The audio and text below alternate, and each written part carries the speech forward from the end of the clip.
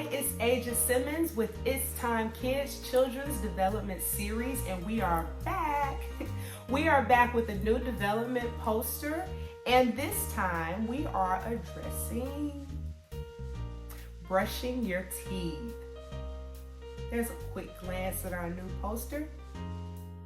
And brushing your teeth for infants can be a little challenging, especially to do it on a consistent basis. So the point of this poster is to show a representation of the foundation of what you need to keep your teeth clean.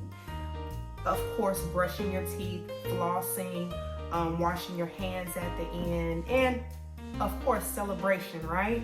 So we have this poster for our little girls. This is our Rhea poster. And then we have this poster for our developing little boys, and this is the Trey poster. So with this series, I had the pleasure of talking to a pediatric dentist in our area. This is actually the dentist of my daughter. She has a facility. It's called Under My Pillow Pediatric Dentistry.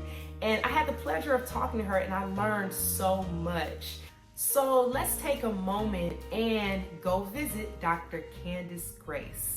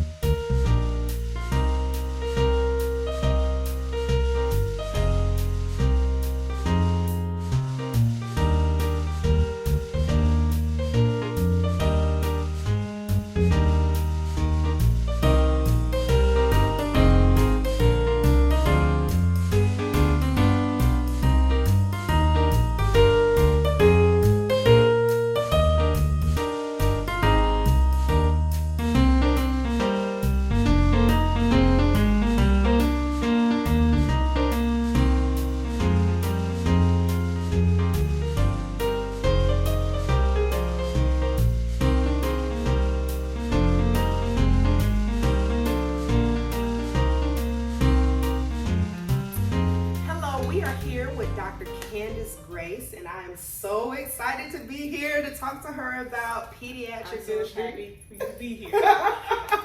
Well, if you want to take a moment to introduce yourself to our audience. Okay, well, my name is Dr. Candace Grace, and my office is in Cypress, Texas.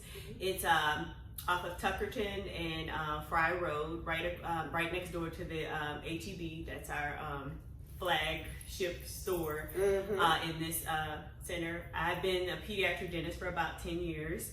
Okay. I graduated from Howard University. I'm originally from Louisiana, graduated from Xavier University, got my master's from Tulane University. I've been in Texas for 10 years, and I'm like a native daughter now. I really love it here. And she is my daughter's dentist, just to let y'all know. So super excited. But I wanted to ask you a few questions. Sure.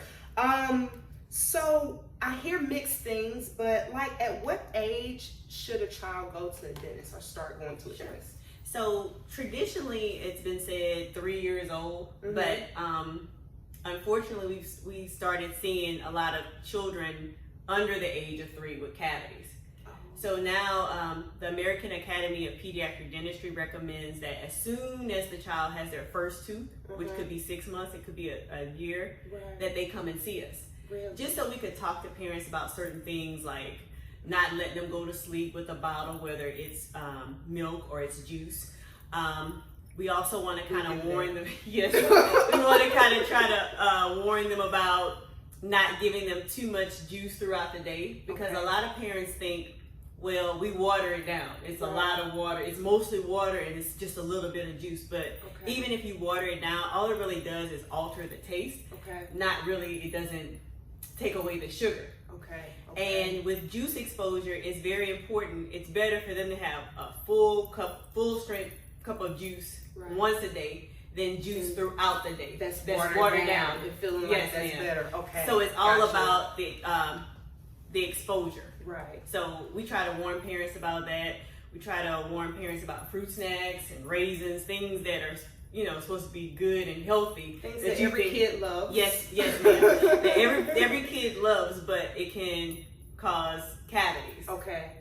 Fruit snacks, gummy vitamins, raisins, just things that you don't really think about. You Right. always think about, oh, candy, Right. sodas, things like that. Right. So we try to see the children earlier so that we can kind of warn parents, because the ultimate goal in seeing the children earlier is to Right. prevent cavities. If they're going to have a cavity, it's so much easier if they're 6 or 7 versus if they're 2. Right. So that's why we want to see them I should earlier. ask that question. I don't know if I want to ask the question about how to take care of a cavity with a 2-year-old, but I have my daughter is your patient, and also I have a son, and he's going to be 1 in a week or 2. Okay. So our pediatrician recommended coming at a year, at the first year, and we didn't come to you until Rhea was like almost 3 years old. Yes. But my son is almost 1. Bring 'em in. What should we expect? So that was my next question. Like, what should we expect at that first visit if you have a 1-year-old? Like, Sure. So with a 1-year-old, we try to make it as stressless as possible, Okay. stress-free. Okay. So pretty much, what we typically do is I just brush his teeth rather, with just a regular brush. It probably is 2. Well, he has 2 teeth. Okay, yeah, so it's 2 teeth. Yeah. So pretty much, I would brush his teeth with a fluoride-free toothpaste, Okay. and then I would apply a little bit of fluoride to his teeth. Very stressless for you, for him, but just to kind of get him used to coming here. Okay. Because the more he comes, the more comfortable. Because at those ages, when you come in contact with someone like me, I'm a stranger. Right. So right. the more that he comes, the more comfortable he becomes, Yeah. and the less tears. Like I That's a have good point. 1-year-olds that come and just you sing to them Yeah. and they're fine. Then you have some that are a little bit who are a little bit more apprehensive, and it's all about exposure. Them seeing You have adults that are scared of the dentist. Yes. So I can Yes. imagine if you start early, then you can take away that anxiety. So Yes. completely. Do you have any kind of, and this is a question that's not on this, but I'm sorry. But I was just thinking about my son. Is there some kind of paste or something or cover that you put over there too to like protect it from things? So Because I've heard. So pretty much, at your son's age, it would just pretty much be the little fluoride varnish. Okay. Usually around 2.5, 3, all the baby molars are in. Okay. And then that's when we get into things called sealants. And Okay, those are that's the what it protectors that go in the grooves of the teeth. Okay. Now, unfortunately, it's a very good preventative tool, Right. but most insurance companies will not pay for sealants. Oh. Yes. So usually if you want sealant, that's an out-of-pocket expense. Right. But once they get their 6-year molars, 12-year molars, they will cover the sealants then. But Okay. baby teeth, they don't do that. But Okay. Yeah. Well, I thought I but again, the main thing with preventing cavities on the molars is just the sticky candies, reducing that. Okay. Not letting them have fruit snacks all the time. Staying away from Starbursts. Really sticky things that go inside the grooves of the teeth. Okay. If you can avoid that, then we don't need the sealants. I'll try to keep the candy away. I don't know if that's gonna happen.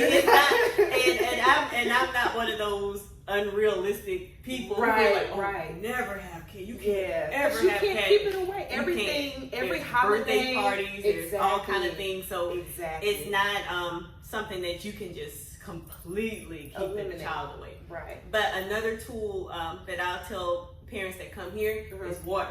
Yeah. Water is like your best friend, especially when it comes to preventing cavities. Yeah. Drinking more, swishing it around, kind of neutralizing any sugar that you may have or come across, but water. Yeah. That's the main thing. Water. Okay. Lots of water. Lots of water. Yes. What are some tips to help kids keep their teeth clean? One thing that I heard you say as we got started was about drinking the milk, and I will go ahead and admit my daughter drinks milk all throughout the night. Okay. Like, and I mean, she's 3, and she still drinks milk all throughout the. And I know that's not good. I know. I actually went to your website and I saw that on the website. Like, try not to let them drink milk throughout the night. Yeah. Because I guess it sits on their teeth. Yes, ma'am. But we are completely guilty of that. Yeah. So again, if you could try to get her to drink more water in between it. Also, I got these little wipes, and you can get these from Amazon. They're called Spiffies. Okay. They have Dr. Talbert's wipes, just little things that you can wipe their teeth with at night, especially. Yeah, especially like the little ones, like your son. Like wipe their teeth off with this. Yes. Can I say this? Yeah, sure. Sure. Whatever you like. That's what they're here for. But water, because you can't always towels. Yeah. So you can get like little wipes like this, especially for moms who like breastfeed. You know, especially if their child is eating every 2-3 hours. You're not gonna, after he's done, go get a toothbrush and brush his teeth, but you can wipe his teeth. Wipe his teeth, wipe his gums. Now with your daughter, because she's 3, does she usually wake up in the middle of the night? I think almost it's like muscle memory. Like she wakes up and it's the first thing she says, like, milk, I want milk, I want milk. So I'm thinking, like, after hearing you say this, I'm thinking about maybe giving her water instead and see if that would just crave that. That would be because so I mean, much she better. drinks probably about 3 cups of milk throughout the night. Okay, like she'll wake up maybe twice and just try to that last cup be some water. Are we gonna be try to wipe. But milk is not a bad thing, and see that's it's usually when you start adding stuff. When you start adding chocolate syrup, when you start adding strawberry syrup and things like that. So plain milk doesn't have as much sugar as chocolate milk or strawberry milk. So it's not totally bad, but you definitely want to try to incorporate some more water into that. Some wipes. Preferably brushing her teeth. Right after, and just be like, okay, that's it, and brush her teeth. And then if she wakes up in the middle of the night, it's water, not the milk. Right. Okay. So that's helpful tips. Thank you. And what age is flossing necessary? I think last visit that I came here with Rhea, you said you may want to start flossing because I guess it's when their teeth start touching, or yes, ma'am. So with flossing, traditionally by age 2.5, 3, they'll have all their molars. So flossing is a really big thing for the back teeth. Because a lot of times with the front teeth, they're very spacey, lots of gaps. So it's not really like necessary. You still want to get them in the habit, but it's not one of those things where you do every night. If they have a gappy smile, like lots of spaces. So let's say with your baby, but it's not the case. Her teeth do touch, so you have to start with the flossing. But let's say she had spaces, even in the very back, then it's not something that you have to do every night. But you still want to try to, get her in the habit, because we're trying to make sure that once her permanent teeth are in, she's flossing. So and by 3 for sure, I would say flossing. The little picks, or sure. The picks are the easiest way to show a child how to floss. Because with the strings, pretty much, it's challenging for some adults. And I was taught that pretty much if a kid can write in cursive perfectly, then they can floss. It's all about the hand skills. They can floss with the string. So a lot of people don't have writing in cursive. So a lot of people don't have the hand. A lot of kids rather don't have the hand skills to use the floss. So the picks are much easier for them. And even then, you still want to kind of be there watching them while they're doing it. Because I mean, I'll come across a lot of parents and the child is 2, especially when they're 2 and they're very independent and they want to brush their teeth by themselves, and that's fine. But you still have to go behind them, watch them, make sure they're doing it perfectly. And that was kind of one of my questions also. Like, when should parents stop following up behind their child? Because it drives me crazy. Like, I let her do it, I watch her do it, and she's really good. Once they but I'm graduate like, from high school and they're out the house. I mean, because they'll be fine. Like 8, they'll be brushing, they'll be fine, and they get to hit the preteens, they hit the teens, and sometimes you still have to look at them. Like, did you brush your teeth? Brush your teeth? Because they feel like you don't have to do it every day. Exactly. Like, I gotta brush my teeth again. Exactly. Yes, And growing up, my dad was really big on that. Like he'll look inside, go back and brush. Yeah. Go back and brush. Like that was until like I graduated from high school. I always made sure I was very like diligent because I know he would be like watching us and looking at our teeth. Yeah. So my dad was pretty much you're gonna be doing it till they leave the house. You're gonna still have to kind of like look and make sure. Yeah. You know, when they become teens, they start slacking a little bit. Yeah. And that's also the age when they start getting braces. So you really gotta be on them, making sure they're brushing and flossing. Right. Not necessarily doing it, but at least looking and making sure. You hear that, parents? We're never off duty. You're never off duty until they're out the house, pretty much. Wow. Okay, so I have another question about the Plaque tablets. Okay. So they have these little pink tablets you can put in your mouth and it shows you where the plaque is. I remember doing it when I was younger, and I'm trying to figure out, should I be doing that with my daughter? Okay. So the Plaque tablets, very good tool. I would not use it with your daughter because she's so little. Okay. And it's one of those things when you do it, I wouldn't do it every day. It's very difficult to get it off their teeth. The pink stuff, blue, whatever. It's very difficult. Like I'll give parents some of the tablets and I'll say, okay, do this on a Friday. Yeah, when you got time. So you have time, so they have time to really go in there and get it off because it will really stain the teeth. Right. So pretty much I recommend like through the week is something like a Listerine, a Smart Rinse. Because it will stain the teeth. Okay. It will stain the teeth. It will show you, but it won't be as intense, and it won't take 20 minutes to get it off. And I'll admit, those disclosing, the disclosing tablets, it takes a long time. That's one thing I have not incorporated. Also, is mouthwash. Okay. So with mouthwash, I wouldn't recommend for your baby just yet because she's just 3. Okay. Usually, a mouthwash is around 6. Okay. Okay. Because we want to make sure they're not swallowing it. Yes. Want to make sure like she can swish around like she needs to and spit. Because if she just put it in her mouth and spit, it's still not really helping. Doing. Okay. So 6 is the typical age that we recommend like mouth rinses. Okay. Okay. And then that will help with the plaque. Yes. Okay. This will show you the areas where it turns blue. Those will show you the areas where we need to work a little bit harder to get the plaque so off. that works like the pink tablets. Yes. So you switch that around and then afterwards you brush then the it turns all blue. And then we need to spend more time in the back up at the top by the cheeks. So it will really stain the areas where there's plaque. Okay. So it's just as good as it's just as effective as the disclosing tablets, but it's easier to get it off. Those and you say you can get that at any grocery store, HEB. Yeah. Whatever. As opposed to the disclosing tablets where you have to do something special to get them, but anywhere you can get this. Okay. Sounds good. My last question, and this question just came up this week because I've heard some parents chitter chatter about things, but how do you address the issue of these are just your baby teeth?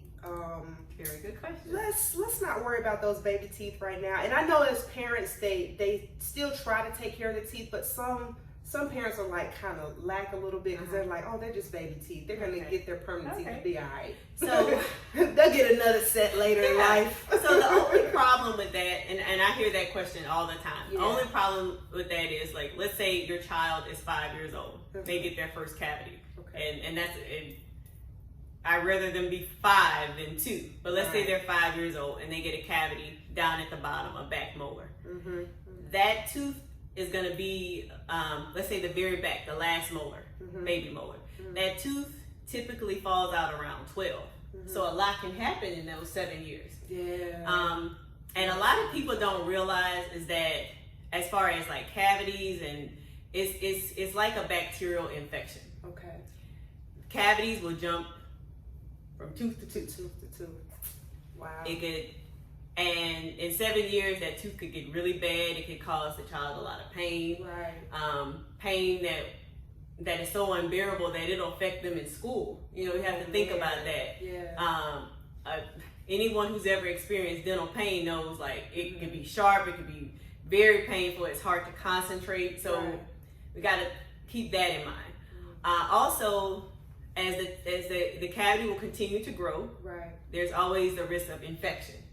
And we don't want that. You don't want your child's face swelling up. And not to scare parents, but you have to also, you have to think about how long this tooth is going to be in there. You got to be mindful of those things. If they're 2, and again, even if it's a front tooth, the front teeth typically fall out, the bottom around 6, the top around 8. If they're 2, that's still a long time. Right. So at the bare minimum, you want to at least make sure that you're seeing the dentist regularly, that they're able to let you know, okay, it's close to the nerve. It's because some parents still choose not to get the work done. And I don't pass judgment. I still want them to come in because I want to see as it progresses, because you never want your child to have an abscess. You never want them to have an infection. You never want them to come in here and their jaw is super swollen and they're in pain, So I mean, what's the youngest you could get a cavity? Like, what's the youngest patient that I saw with a cavity was around 15 months. Oh wow! And did you fix it, or did the parents choose? So it really depends.